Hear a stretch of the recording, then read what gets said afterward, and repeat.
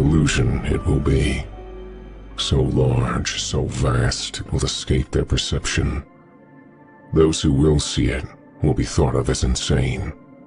This is a book right here, written by President Donald Trump, The Way to the Top. Look at this. One day, when my Kabbalah teacher, his Kabbalah teacher, that's Ben right out there. Where was that when he was vetted?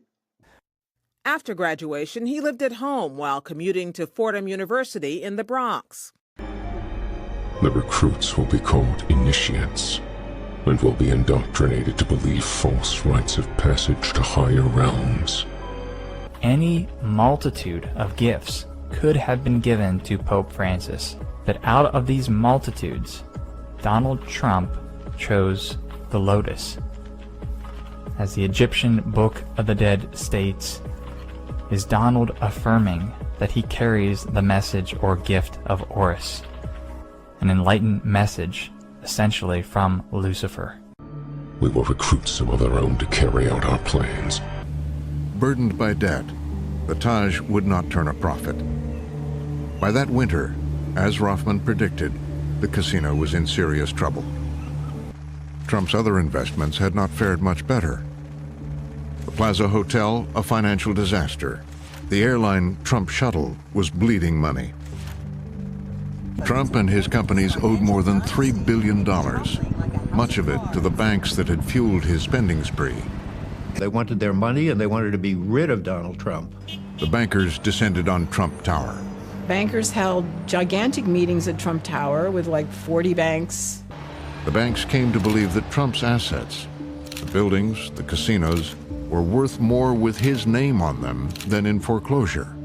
The Trump princess is said to have a price. They sold the yacht and the airline. Trump may have to unload the Trump shuttle, worth about and they put Trump on a $450,000 a month allowance. In exchange, he would continue to promote the business. For their work, they will be rewarded with earthly things and great titles. I, Donald John Trump, do solemnly swear, will, to the best of my ability, preserve, protect, and defend the Constitution of the United States. We will establish a money system that will imprison them forever, keeping them and their children in debt. So you're talking about a $6.2 trillion bill, nothing like that, and this will deliver urgently needed relief to our nation's families, workers, and businesses. And that's what this is all about. And it got a 96-0. But I want to thank Republicans and Democrats for coming together, setting aside their differences, and putting America first. All right, thank you all. We will take over their land, resources, and wealth to exercise total control over them. They will perform the labor for us, and we shall prosper from their toil. We will deceive them into accepting laws that will steal the little freedom they will have. Mr. President, gun violence restraining orders, they're called. California actually has a version of this, and I think you, in your meeting with governors earlier this week, individually and as a group, we spoke about states taking steps, but the focus is to literally give families and give local law enforcement additional tools if an individual is reported to be a potential danger to themselves or others. Allow due process so that no one's rights are trampled, but the ability to go to court, obtain an order, and then collect not only the firearms, but any weapons in the possession of that individual. Or might take the firearms first and then go to court, because that's another system, because a lot of times by the time you go to court, it takes so long to go to court to get the due process procedures. I like taking the guns early, like in this crazy man's case that just took place in Florida. He had a lot of firearms. They saw everything. To go to court would have taken a long time. So you could do exactly what you're saying, but take the guns first, go through due process second. They will be helpless to do anything, for they will have no weapons.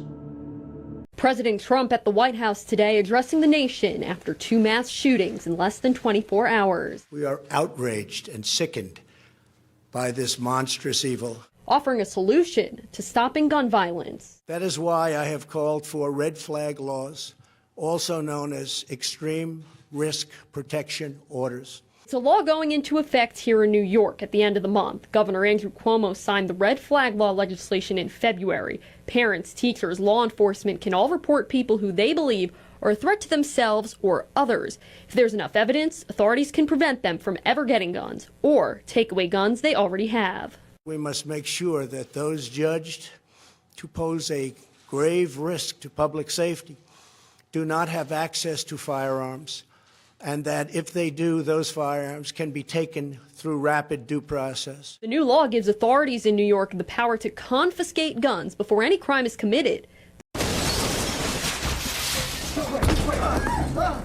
Look at me. Positive for Howard Marks. I'm placing you under arrest for the future murder of Sarah Marks and Donald Dubin that was take place today, April 22nd, at 0800 hours and 4 minutes. No.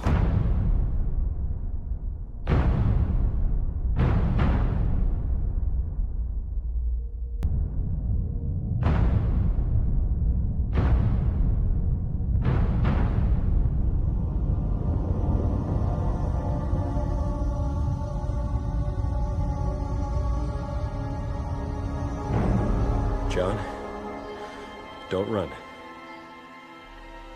Everybody runs, Fletch. So as we continue to mourn the loss of so many precious young lives in Parkland, Florida, we're determined to turn our grief into action. I'm the biggest fan of the Second Amendment. Many of you are. I'm a big fan of the NRA, but I had lunch with them, with Wayne and Chris and David, on Sunday, and said, it's time. We got to stop this nonsense. It's time. Our goal will be accomplished one drop at a time, so as to never bring suspicion upon ourselves. This will also prevent them from seeing the changes as they occur. So we're knocking out bump stocks. I've told the NRA, I've told it, bump stocks are gone. US President Donald Trump has signed an order to outlaw bump stock devices for guns. It's his first step during his administration towards tightening firearms regulations. He's also said he may consider other restrictions after last week's school shooting in Florida. The move would bypass Congress, where legislation to ban bump stocks has failed since an October massacre in Las Vegas. Drop by drop, drop by drop, we will advance our goal. But I say when somebody burns the American flag, they should go to jail for 1 year. I say that. No, I really, we're going to do that, and because, you know, I thought I could just like institute and maybe do an executive order. Oh, you can't do that, sir. It has to go through a whole big deal. You know, they talk about freedom of speech, and I'm a big believer in freedom of speech, but that's desecration. That's a terrible thing they do. We used to have things, we don't have them anymore because we want to be so open, so everything, and look what happens. President Trump about to hold a news conference on the coronavirus crisis. Citizens, permanent residents, and our families, any of the families returning from Europe will be subject to extra screening as well as self-isolation for a period of 14 days. To unleash the full power of the federal government in this effort today, I am officially declaring a national emergency. We will keep their lifespan short and their minds weak while pretending to do the opposite. We will use our knowledge of science and technology in subtle ways, so they will never see what is happening. They have to get the shot. The vaccinations are so important. This is really going around now. They have to get their shot. They have never been safe. Never has there been a safe vaccine. Never will there be a safe vaccine, and it is not possible to have a safe vaccine. And when you start getting the answers to why and how, you get traced back to the origins of medicine, which began with the Rockefeller dynasty to some degree. And when you start to see the origins of the cancer industry and of the medical industry and the AMA and the vaccine industry, it's all pretty much the same group and it comes from the same stem. In the time that I have become a quack, myself and my patients have become healthier than they ever were at the time when I was not a quack. No vaccines increase the health of a population because vaccines do not increase the health of a human. There's nothing in a vaccine that our bodies actually require. We don't require aluminium, we don't require mercury, polysorbate 80, we don't require formaldehyde, and those are some of the things that are commonly in vaccines. But what the graphs reveal is the decline in mortality before the vaccines or the antibiotics ever came on the scene. And it tells the story around that, the historical story of why people were dying, what was making people so sick, what was keeping them sick, and what the revolution actually was that got the mortality down by over 99% before the measles vaccine, for instance, came on the scene. And it had nothing to do with medical interventions. It had nothing to do with doctors or with antibiotics. What it had to do more with were plumbers and sanitation workers and good social programs and nutrition. Those they look up to will help. They will enlist them to push our poisons. So how do you convince me? How do you convince the other parents out there that we need to do this? Careful, I'm going to get it. Yes. If that helps at all, but I'll tell you, my wife is not going to immunize our kids. Are they saying that we are just too stupid to notice that this is killing people and maiming people? When their ability to learn has been affected, we will create medicine that will make them sicker and cause other diseases for which we will create yet more medicine. We will render them docile and weak before us by our power. They will grow depressed, slow, and obese. And when they come to us for help, we will give them more poison. On November 2nd, he and his wife got their flu shots. Then the very next day, Morgan felt like he came down with a bad cold. But things quickly got worse. I'm having trouble focusing on stuff. It's like my eyes just wouldn't pull images together. It's just for, and I didn't think that much of it. I thought it was my inner ears messing with me from all the sickness that I'd had. And I got up to go use the bathroom, and I realized I couldn't walk. You know, and then my legs were like rubber, and my hands were totally numb. His wife, Monique, rushed him to the ER. Morgan had to be put into a coma, spending 23 days at Centennial Hospital. Remember the swine flu scare of 1976? That was the year the U.S. government told us all that swine flu could turn out to be a killer that could spread across the nation. And Washington decided that every man, woman, and child in the nation should get a shot to prevent a nationwide outbreak, a pandemic. Well, 46 million of us obediently took the shot. And now 4,000 Americans are claiming damages from Uncle Sam amounting to $3.5 billion because of what happened when they took that shot. By far the greatest number of the claims, 2/3 of them, are for neurological damage or even death. One of those who did roll up her sleeve was Judy Roberts. She was perfectly healthy, an active woman, when in November of 1976, she took her shot. 2 weeks later, she says, she began to feel a numbness starting up her legs. I joked about it at that time. I said, I'll be numb to the knees by Friday if this keeps up. By the following week, I was totally paralyzed. So completely paralyzed, in fact, that they had to operate on her to enable her to breathe. And for 6 months, Judy Roberts was a quadriplegic. Let me put it very clearly. You have no constitutional right to endanger the public and spread a disease, even if you disagree. You have no right not to be vaccinated. You have no right not to wear a mask. You have no right to open up your business. And if you refuse to be vaccinated, the state has the power to literally take you to a doctor's office and plunge a needle into your arm. Well, when we have the vaccine, we have the military all lined up, and the military is going to be doing it in a very powerful manner. These are people that don't usually do vaccines. They do soldiers, and they do lots of other things that, frankly, are more difficult. But we have our general, and logistically, he's all set. After a career as an Army supply officer, General Gus Perna was 2 months away from retirement when President Trump tapped him last May to lead Operation Warp Speed. What is D-Day? The day that we deliver the first round of vaccine for Pfizer. Are you ready to go if a vaccine is approved tomorrow? Yes, we are. What's the first order you're going to give? It's a simple command of execute. So once you say execute, How fast does it get out there? Within 24 hours. Once it starts moving, whether on a truck or a plane, is it going to be under guard? Yes. That's as far as I'm going to talk about it, though, right? Because you don't want to lay out all the plans. What's your worst nightmare? We get vaccines to the American people and they don't take them. Shame on us. Hey, I was already sick. I don't need it. Shame on us. Hey, I don't believe in vaccines. Shame on us. Just shame on us. And it does keep me up at night. When our goal is accomplished, a new era of domination will begin. The president, in a surprise appearance in the Rose Garden, revealing he's considering going around Congress altogether by invoking emergency national security powers to get the wall he wants. We could call a national emergency and build it very quickly, and it's another way of doing it. But if we can do it through a negotiated process, we're giving that a shot.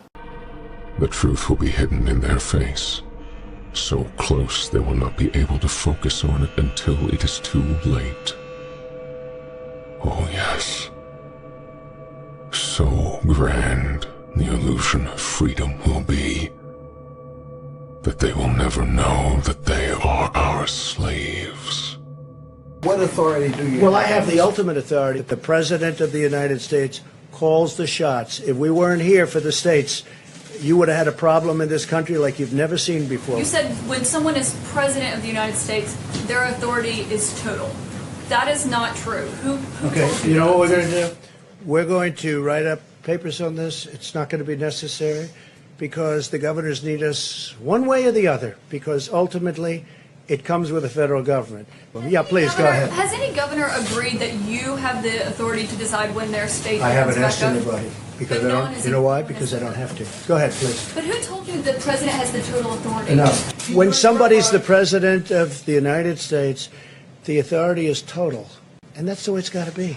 The authority is total. It's total. It's total. Look, from the standpoint of the Constitution, yes, constitution. You thought it should be up to the governors. You can look at constitutionally, you can look at federalism, you can look at it any different way. John, the fact that I don't want to exert my power is much different. We have the power. Does the federal government have the power? The federal government has absolute power. It has the power.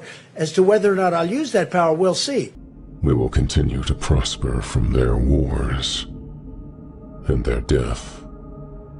We shall repeat this over and over until our ultimate goal is accomplished. Great nations do not fight endless wars. Donald Trump's pitch to make America great again included a commitment to rethinking America's interventionist foreign policy. We went from mistakes in Iraq to Egypt to Libya to President Obama's line in the sand in Syria. Each of these actions have helped to throw the region into chaos. Trump's promise to unwind America's foreign commitments won the vote of some anti-war libertarians. On the campaign trail, Trump attacked Clinton for pushing U.S. intervention in Libya as Secretary of State, and her 2002 vote in the Senate for the Iraq War. He called into question the need for America to invade countries, to change their regimes, and to stay there as occupation forces. Specifically, he called into question the Iraq War. Obviously, the war in Iraq was a big, fat mistake.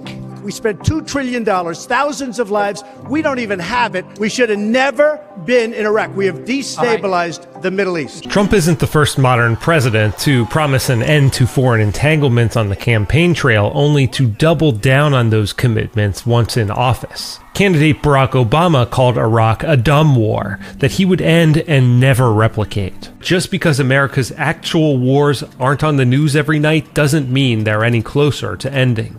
Trump hasn't invaded any new countries, but he has ramped up the nearly 19-year-long $2 trillion Afghanistan war that's cost the lives of tens of thousands of Afghanis and more than 3,500 U.S. and NATO troops. Trump added thousands more troops in 2017 and dropped more bombs and missiles in 2019 than in any previous recorded year.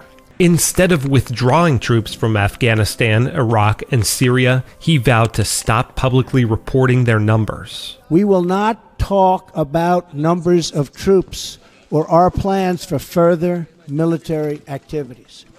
Horton points out Trump has increased U.S. involvement in Yemen and Somalia. These are two of America's most horrible wars, and no one pays any attention to them whatsoever. And hundreds of thousands of people have died, mostly because of the famine and the difficulties. And it is a war that is designed deliberately to inflict as much punishment as possible on the civilian population of the country, deliberately targeting water, electricity, sewage, hospitals, and farms. Anything that is to support the infrastructure of civilian life in that country. It's a deliberate medieval siege campaign. And Trump has continued and escalated the war on terror, which could make the U.S. susceptible to getting involved in even more conflicts around the globe.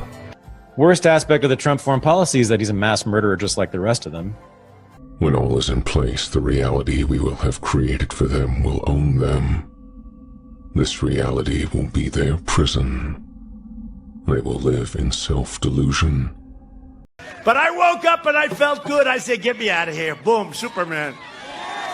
Through Operation Warp Speed, we will have 100 million vaccine doses before the end of the year, and our military is going to distribute them, and there's nobody like our military. Oh.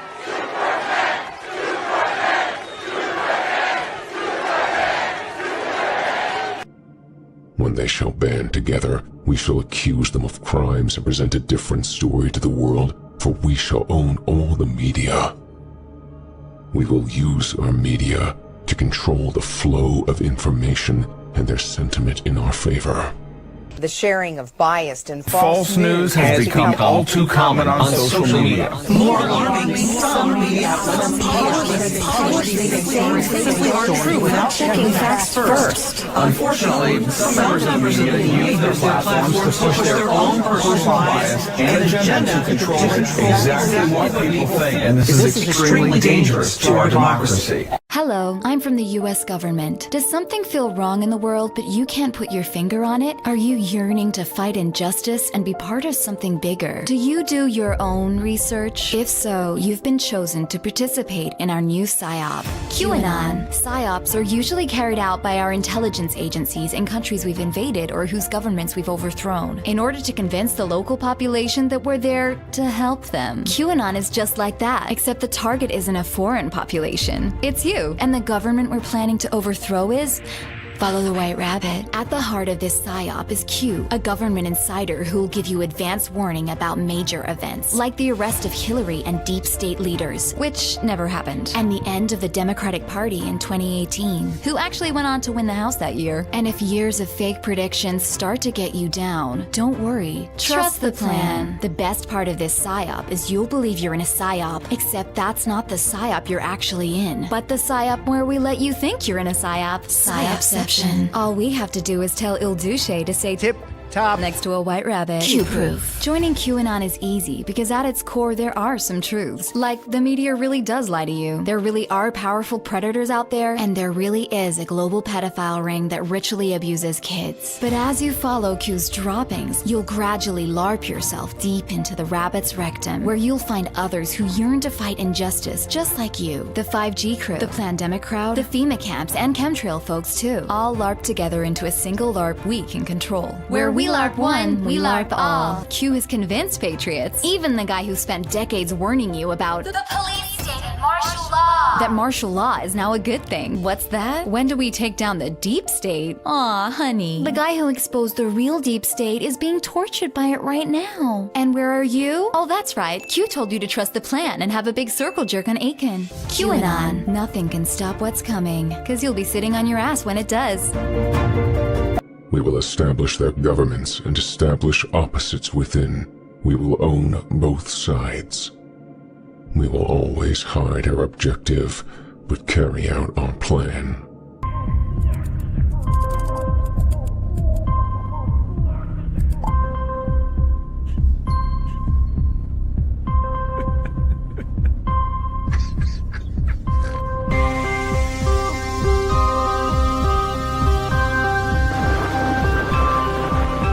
You know, I'll tell you, there is something that I wanted to say, because I was very honored, very, very honored, when I heard that President Bill Clinton and Secretary Hillary Clinton was coming today. And I think it's appropriate to say And I'd like you to stand up. I'd like you to stand up.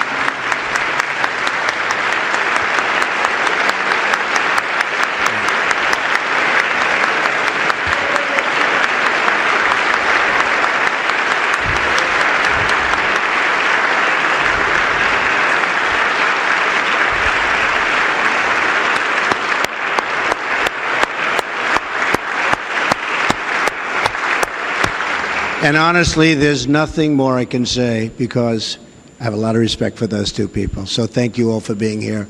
And we're going to have 4 great years, hopefully of peace and prosperity. We'll be working very, very hard. Our cabinet's lined up and ready. I know eventually Chuck's going to approve them, I'm sure.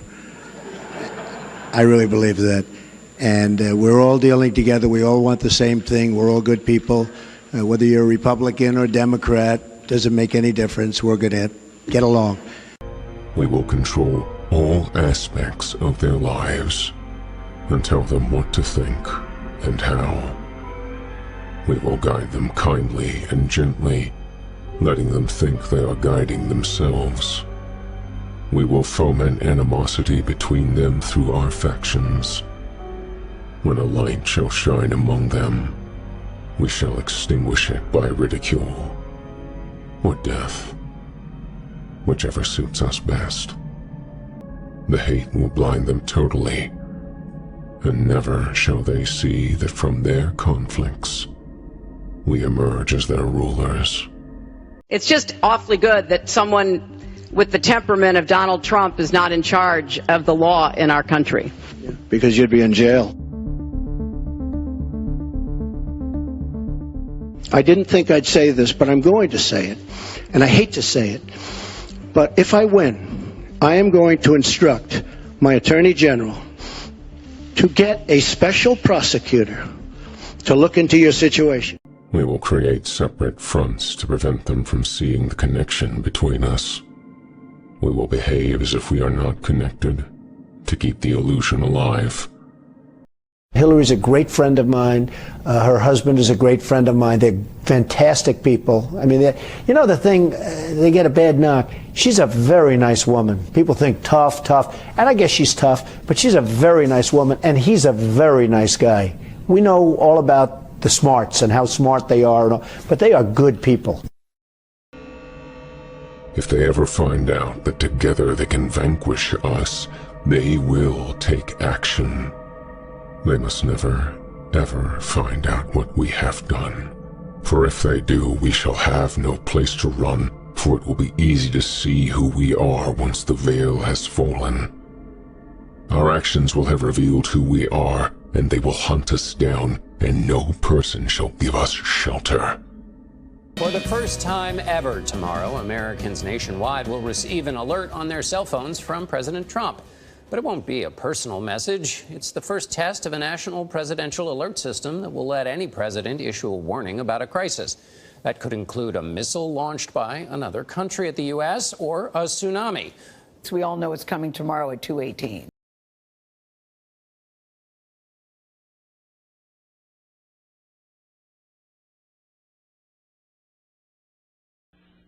Good night, folks. God bless each and every single one of you. Good night, Pooh, my darling sweetheart. Good night, Allison, you vibrant little bundle of joy. You know, this house is haunted. I can hear you girls screaming and playing all the time. Annie, you're the love of my life. You always will be the love of my life.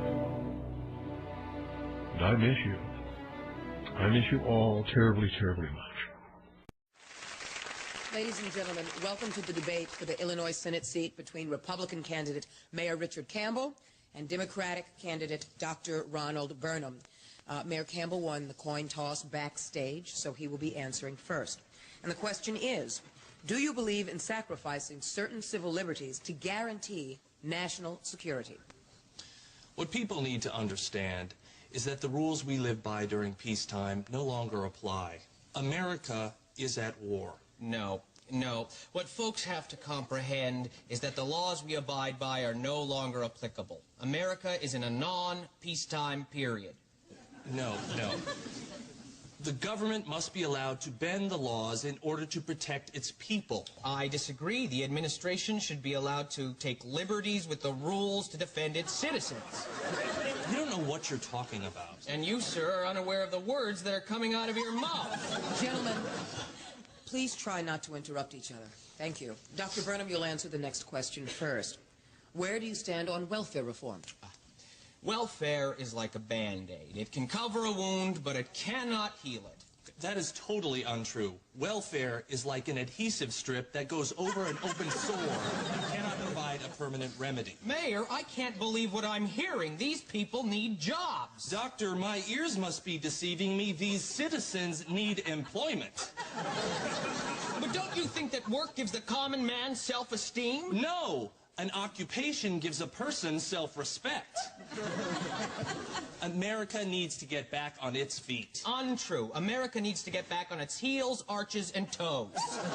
We need to return to the America that our grandfathers broke their backs to create. Wrong. We need to return to the country that our fathers' fathers snapped their spines in order to make.